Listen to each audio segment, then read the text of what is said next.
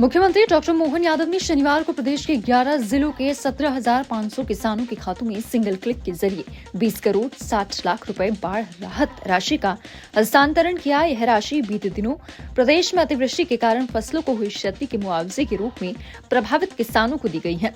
मुख्यमंत्री डॉक्टर यादव ने मुख्यमंत्री निवास स्थित समत्व भवन से इन किसानों से वर्चुअल संवाद करते हुए कहा कि हर प्रभावित किसान को राहत राशि उपलब्ध कराई जाएगी। मुख्यमंत्री डॉक्टर यादव ने सिंहस्थ 2028 की व्यवस्थाओं के संबंध में वरिष्ठ अधिकारियों के बैठक और संवाद का सिलसिला निरंतर चलेगा। मुख्यमंत्री ने कहा कि सिंहस्थ 2028 प्रतिष्ठापूर्ण आयोजन है।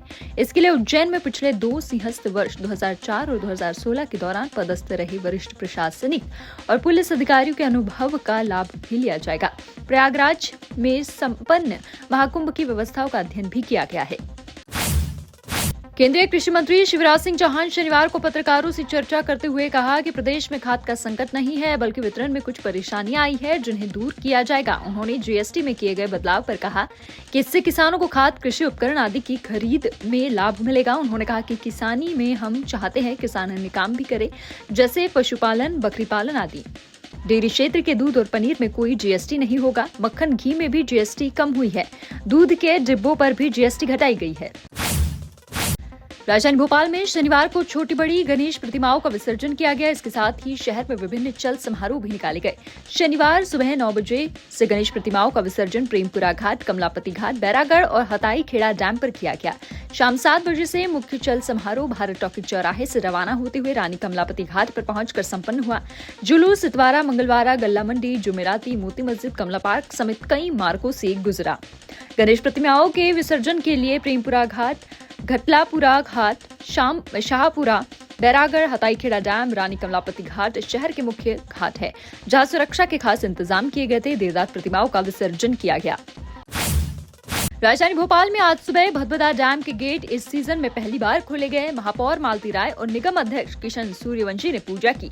इसके बाद 2 गेट खोले गए, बाद में 1 गेट बंद किया गया। दरअसल कैचमेंट एरिया और सीहोर जिले में बारिश होने से बड़ा तालाब का जलस्तर 1666.50 फीट तक पहुंच गया। इसके बाद डैम प्रबंधन ने गेट खोलने का निर्णय लिया। गेट से निकला पानी सीधे कलियासोत डैम में पहुंच रहा है, जिससे वहां भी गेट खोले जाने की संभावना है। वहीं केरवा डैम में भी पानी का स्तर लगातार बढ़ रहा है।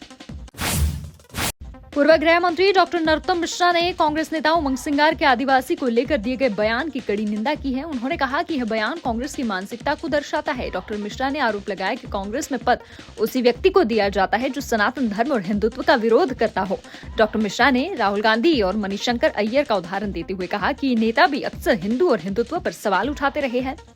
मिश्रा ने तमिलनाडु के डीएम के नेता के सनातन धर्म को डेंगू बताने वाले बयान का भी जिक्र किया। उन्होंने आगे कहा कि इसी परंपरा को निभाते हुए उमंग सिंगार ने यह निंदनीय बयान दिया है। उन्हें भी पद बचाना इसीलिए है भी। हम आदिवासी हैं, हिंदू नहीं, जैसे बयान दे रहे हैं। राजकमल प्रशासन समूह के तत्वाधान में राजधानी भोपाल के हिंदी भवन में किताब उत्सव का आयोजन किया गया। 6 से 10 सितंबर तक चलने वाले इस आयोजन में देश भर से लेखक भाग ले रहे हैं।